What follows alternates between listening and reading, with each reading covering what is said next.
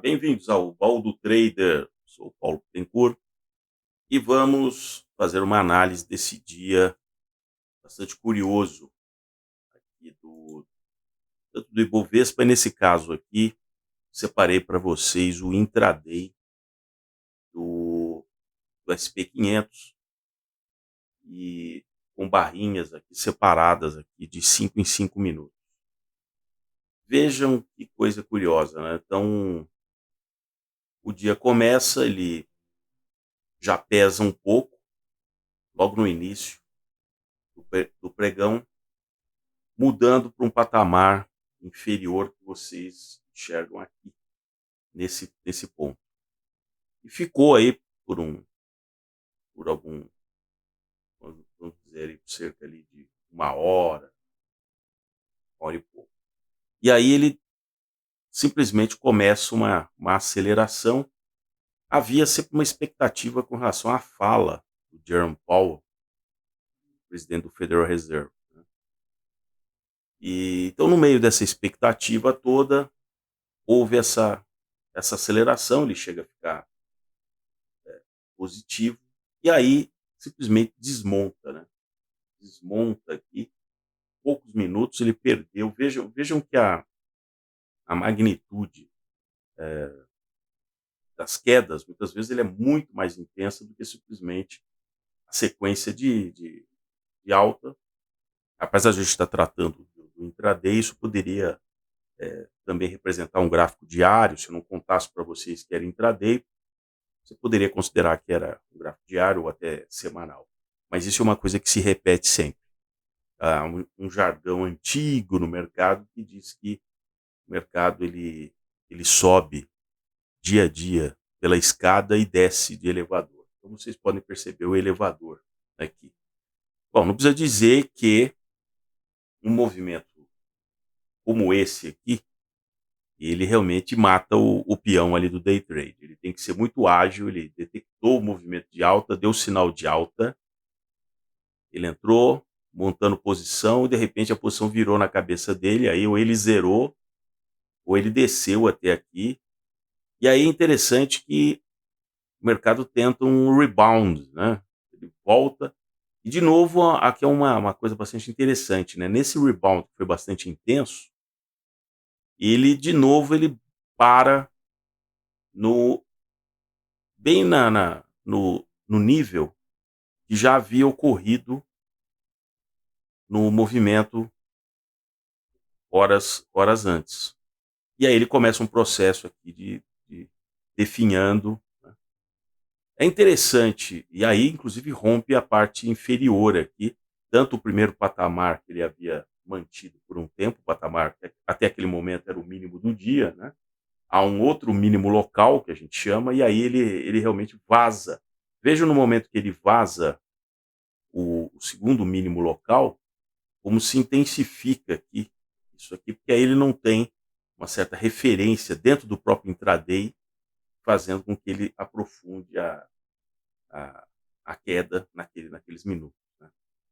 É, Voltando aqui, então, eu vou voltar no gráfico em seguida, porque à medida que a fala do Paulo foi finalmente divulgada e se começou a ler, aí realmente o mercado percebeu que, apesar dele não estar querendo ter um ar bastante catastrofista, o movimento de alta dos títulos americanos, principalmente dos títulos longos, chegando ali a praticamente 5%. Imagina um título de 30 anos chegando a beliscar ali muito próximo de 30 anos. É muito sério isso. Isso significa que tem muita instituição tentando desesperadamente se desfazer de, de vários títulos, e isso está pressionando a curva. E o Paulo, na fala dele, ele em vários momentos ele parece assim meio perdido, porque ele dá ar de que eles vão agir, vão continuar agindo, mas ao mesmo tempo diz, olha, mas parece que não foi o suficiente, parece que a robustez da economia resistiu a esse aumento de juros, nós fizemos até esse momento, então, sim, mas então, e aí você vai fazer o quê? Bom, talvez então tenhamos que manter esse juro nesse patamar. Ele começa a ficar meio prolixo, digamos, são várias frases ali que apontam a economia como indo bem, mas ao mesmo tempo ele afirmando que isso vai fazer com que a inflação não caia e que provavelmente eles vão ter que continuar subindo o juro, porque talvez o juro não tenha chegado no patamar autossuficiente ou tenha permanecido autossuficiente para arrefecer a economia. Então realmente eu achei realmente uma fala, já guardei o texto aqui, estranhíssima, realmente estranhíssima. É como se ele tivesse um pouco envergonhado do que vai acontecer em breve, né? Eu acho que essa correção nos preços dos ativos ela vai ocorrer. E o SP500 ele está resistindo nesse patamar dos 4.300 pontos, mas não dá para saber exatamente até quanto. Estou trocando aqui para barras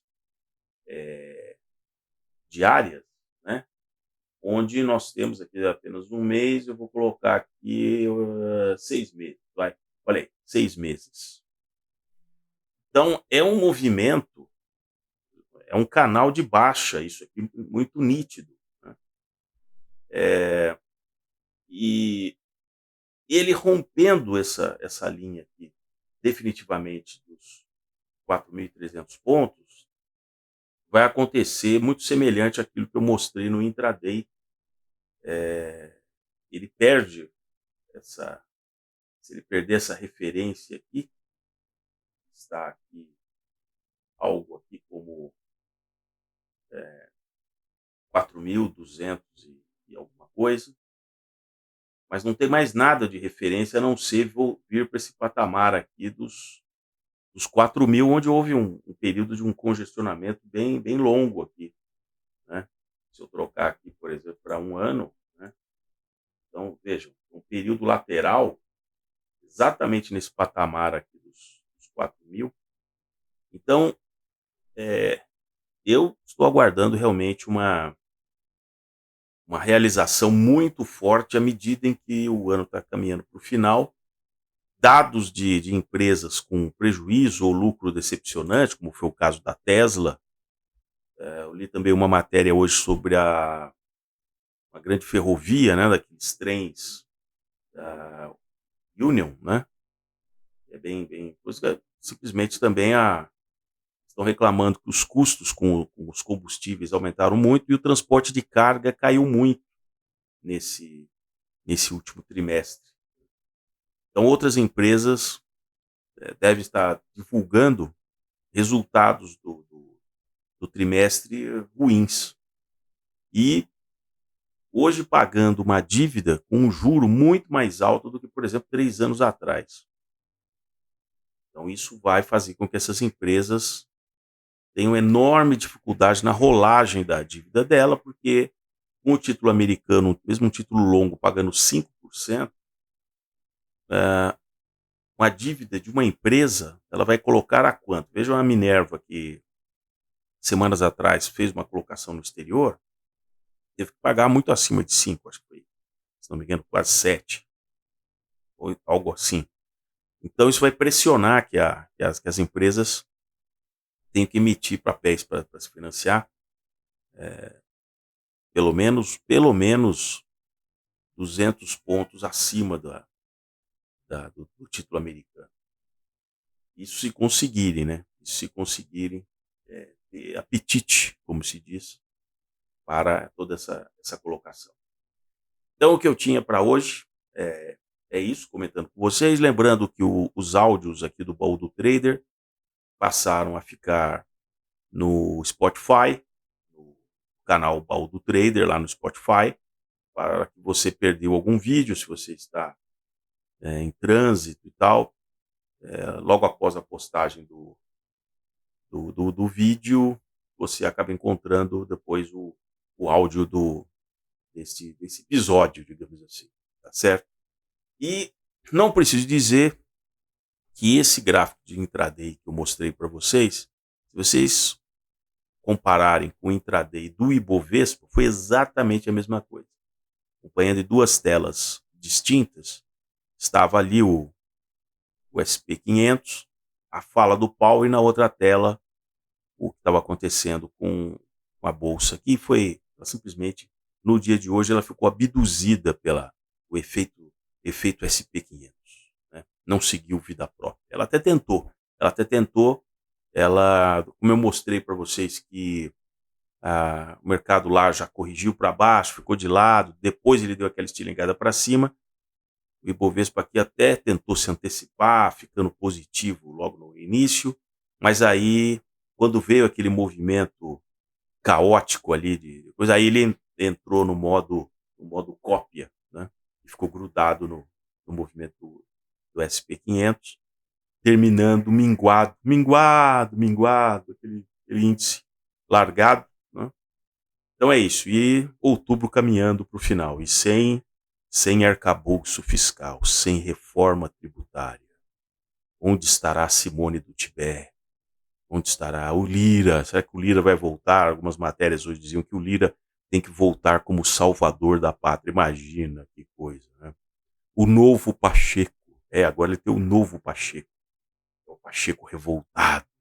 O Pacheco que diz, não, nós vamos colocar tudo que estava parado, tudo que eu botei debaixo da gaveta. Agora nós vamos votar no Senado. Só que precisa convencer os senadores, né? Que já estão propondo fatiar. Olha que termo bonito, né? Fatiar a reforma tributária, né? E o ministro da Fazenda, ele toca o violão, aquele violão, dizendo, eu estou preocupado com o depois, porque haverá uma série de judicializações, terá que ter uma série de leis complementares. Então ele já está contando que, olha, passa a lei, tanto a reforma tributária, mas e aí? E aí? E aí, meu filho? Né? Como é que vamos fazer? Como é que não vamos e tal? Os estados brigando por ter mais dinheiro no fundo de compensação. Você sabe que tem muita prefeitura que não está conseguindo pagar nem o salário dos funcionários municipais, estão quebradas que elas ficaram, porque aumentaram os gastos, né, com aquele dinheiro que surfou ali naquela época pandêmica, e só que eles não contavam que a arrecadação que viria do governo federal só cai ao longo desse ano. Então foi a tempestade perfeita, certo? Então, um grande abraço, vejo vocês na sexta-feira.